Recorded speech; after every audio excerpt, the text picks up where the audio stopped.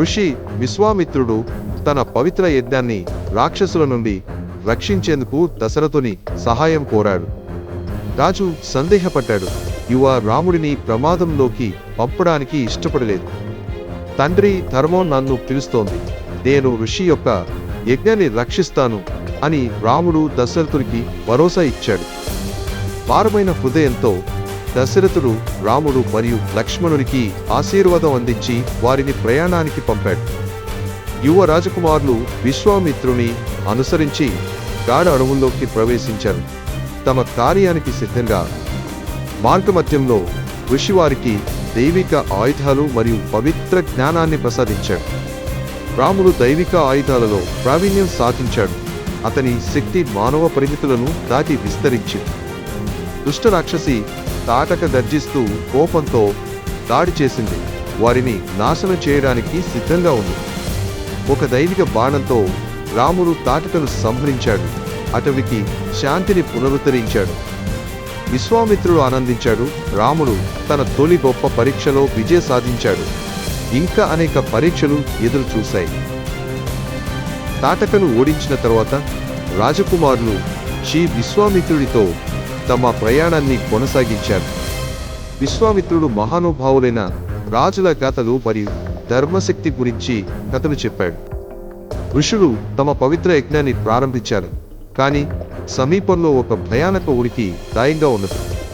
క్రూర రాక్షసులు పరీక్ష మరియు సుబాహు యజ్ఞాన్ని భంగం చేసేందుకు దాడి చేశారు.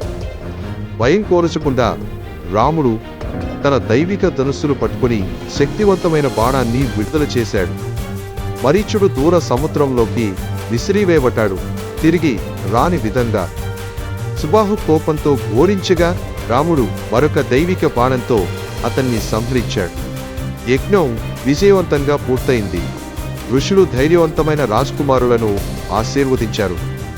మిథిలలో ఒక గొప్ప పరీక్ష ఎదురయ్యింది. శిశువుని ధనుస్సును ఎవరైతే లేపగలరో వారు రాజకుమారి సీతా దేవిని వరించగలరు.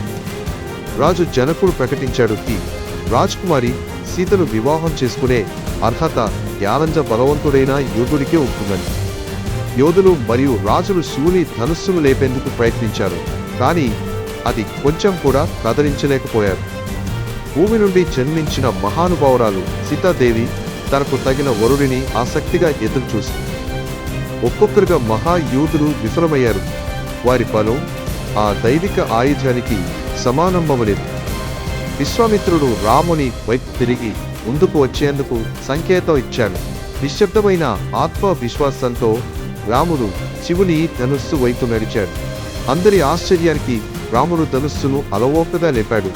అది బరువు లేనట్టు కనిపించింది.